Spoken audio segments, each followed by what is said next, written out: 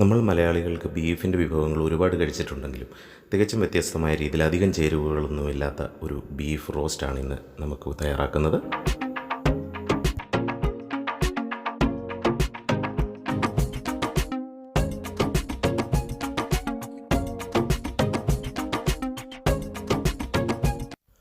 അതിനായി ഞാൻ ഇന്ന് 2 കിലോ ബീഫാണ് എടുത്തിരിക്കുന്നത്. 2 കിലോ ബീഫ് എന്ന് പറയുന്നത് നമ്മൾ അകംവാരി എന്ന് പറയുന്ന ഒരു പീസാണ് എടുത്തിരിക്കുന്നത്.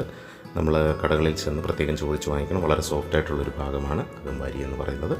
അപ്പം കുട്ടികൾക്കും മുതിർന്നവർക്കും പ്രായമായവർക്കും ഒക്കെ കഴിക്കാൻ വളരെ സോഫ്റ്റായിട്ടുള്ളൊരു ഭാഗമാണ്. അധികം വേവിൻ്റെ കാര്യങ്ങളൊന്നും ഇതിലില്ല. അപ്പോൾ ഇത് ചോദിച്ച് വാങ്ങിക്കാൻ നിങ്ങൾ മറക്കണ്ട. അപ്പോൾ ആ 2 കിലോ ബീഫ് നല്ലതായിട്ട് മുറിച്ച് കഷ്ണങ്ങളാക്കി കഴുകി വൃത്തിയാക്കിയതിന് ശേഷം അതിലേക്ക് ഒരു 1/4 ടീസ്പൂൺ മഞ്ഞൾപ്പൊടിയും, ഒരു ടേബിൾ സ്പൂൺ കുരുമുളക് പൊടിയും, ഒരു 1/2 ടീസ്പൂൺ ഗരം മസാലയും, ഒരു ടേബിൾ സ്പൂൺ മീറ്റ് മസാലയും, 2 ടേബിൾ സ്പൂൺ കാശ്മീരി ചില്ലി പൗഡറും ചേർത്ത് കൊടുത്തിട്ടുണ്ട്. അതിനുശേഷം ഒരു 5 അല്ലി വെളുത്തുള്ളി ചതച്ചതും ഒരു ചെറിയ കഷ്ണം ഇഞ്ചി ചതച്ചതും ചേർത്ത് കൊടുത്ത് പാകത്തിന് ഉപ്പും ചേർത്ത് നമ്മൾ കൈകൊണ്ട് നന്നായി അതൊന്ന് മിക്സ് ചെയ്ത് കൊടുക്കണം.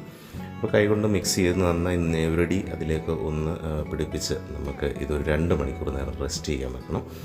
അപ്പം 2 മണിക്കൂർ 1 മണിക്കൂർ വെച്ചാലും കുഴപ്പമില്ല. പക്ഷേ ഞാൻ 2 മണിക്കൂർ വെച്ചിട്ടുണ്ടായിരുന്നു. 2 മണിക്കൂർ വെച്ചതിന് ശേഷം നമുക്കതൊരു കുക്കറിലേക്ക് മാറ്റി നമുക്ക് അതിലേക്ക് ഒരു ചെറിയ കഷ്ണം കായപ്പൊടിയല്ല, ഞാൻ കായത്തിൻ്റെ കഷ്ണമാണ് ഇട്ടിരിക്കുന്നത്. വളരെ ചെറിയൊരു പീസ് കായത്തിൻ്റെ കഷ്ണവും ചേർത്ത് കൊടുത്ത് നമുക്ക് പാകത്തിന് വെള്ളവും ചേർത്ത്, വെള്ളം അധികമായി പോകില്ല.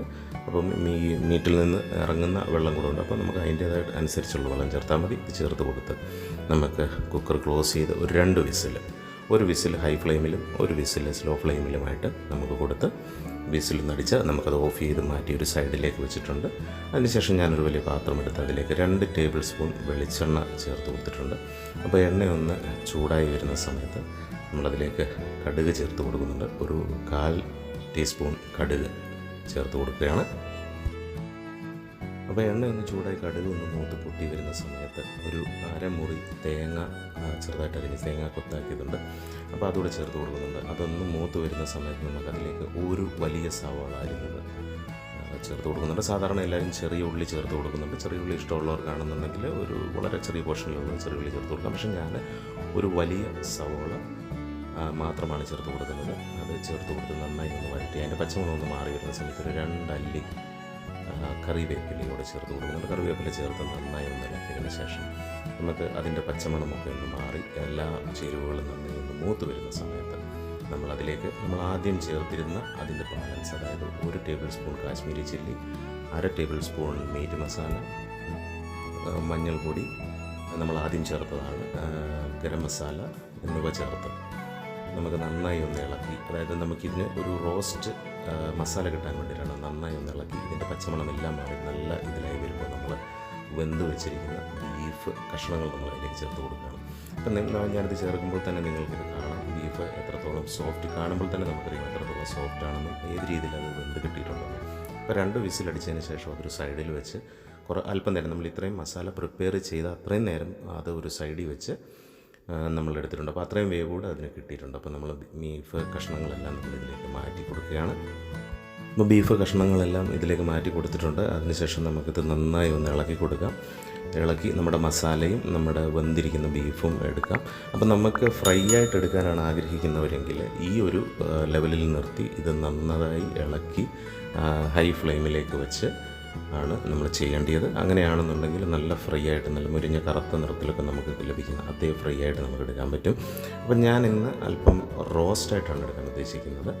അപ്പം റോസ്റ്റിനായതുകൊണ്ട് തന്നെ നമ്മൾ ഈ ബീഫ് ഒന്ന് ഇളക്കി നന്നായി ഇളക്കി മസാലയെല്ലാം ഇതിലേക്ക് പിടിച്ചതിന് ശേഷം നമ്മൾ കുക്കറിൽ വേവിച്ച് വച്ചിരിക്കുന്ന അതിൽ നിന്നുള്ള ആ വെള്ളം, അതേ വെള്ളം തന്നെ, കാരണം അത് ഇതിൻ്റെ സ്റ്റോക്കാണ്, ബീഫിൻ്റെ സ്റ്റോക്ക് എന്ന് പറയും. കാരണം ആ സ്റ്റോക്ക് തന്നെ ഒഴിച്ച് കൊടുക്കുമ്പോൾ നമുക്കിതിന് കുറച്ചുകൂടി കൂടുതൽ ടേസ്റ്റ് കിട്ടും. അതുകൊണ്ട് ഞാൻ അതേ വെള്ളം തന്നെയാണ് ഇതിലേക്ക് ചേർത്ത് കൊടുക്കുന്നത്. ഇനി നമുക്ക് ഇത് നന്നായി ഒന്ന് ഇളക്കി ഉപ്പ് പാകത്തിനാണോ എന്ന് നോക്കി ആവശ്യമെങ്കിൽ ഉപ്പും ചേർത്ത് ഒരടപ്പ് വെച്ച് അടച്ച് നമുക്കൊരു 1/2 മണിക്കൂർ നേരം, ഒരു 20 മുതൽ 30 മിനിറ്റ് നേരം നമുക്ക് ഇത് സ്ലോ ഫ്ലെയിമിൽ കുക്ക് ചെയ്യാൻ കൊടുക്കാം.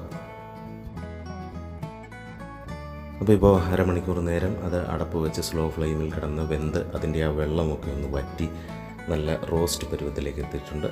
അതിലേക്ക് നമ്മുടെ പെരുംജീരകപ്പൊടി മറക്കരുത്.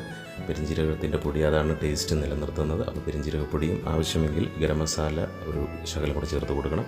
ഗരം മസാല ലാസ്റ്റ് ചേർക്കുകയാണെങ്കിൽ നമുക്ക് ചുരുട്ട് ടേസ്റ്റ് കിട്ടും. അപ്പം ഗരം മസാല ഇപ്പോൾ ഇതും നമുക്ക് ചേർത്ത് കൊടുത്ത് നമുക്കിത് നന്നായി ഒന്ന് ഇളക്കി. ഇപ്പോൾ അല്പം വെള്ളം കൂടുതലാണ്, അപ്പം ഞാൻ അല്പം നേരം ഇത് തുറന്ന് വെച്ചൊന്ന് വറ്റിച്ചെടുക്കാം. അപ്പം നമ്മൾ വെള്ളം കൂടുതൽ വേണ്ടിയവർക്ക്, അതായത് അതിൻ്റെ ഗ്രേവി മസാല കൂടുതൽ വേണ്ടിയവർക്ക് ആ സ്റ്റൈലിലെടുക്കാം, കുറവ് വേണ്ടിയവർക്ക് ആ സ്റ്റൈലിലെടുക്കാം. അത് നിങ്ങളുടെ ഓപ്ഷനാണ്. അപ്പോൾ തീർച്ചയായിട്ടും ഇത് വളരെ നല്ല ഒരു ഇതാണ്. നമ്മൾക്ക് കൂടുതൽ രീതിയിലൊന്നും നമ്മൾ ഇതിനകത്ത് മറ്റ് കാര്യങ്ങളൊന്നും ചേർത്തിട്ടില്ല. നിങ്ങൾക്ക് പൊടികൾ മാത്രം ചേർത്തതിൻ്റേതേ ഉള്ളൂ. അത് നമ്മൾ മൊത്തത്തിൽ എത്ര വേണമെന്നും 2 പാർട്ടായിട്ടാണ് നമ്മൾ മസാലകൾ ചേർത്ത് കൊടുത്തിരിക്കുന്നത്. അപ്പോൾ നിങ്ങളിത് വീട്ടിൽ ട്രൈ ചെയ്ത് നോക്കണം. തീർച്ചയായിട്ടും നിങ്ങൾക്ക് ഇഷ്ടപ്പെടും. പെട്ടെന്നുണ്ടാക്കാൻ പറ്റുന്ന ഒരു സ്റ്റൈലാണ്.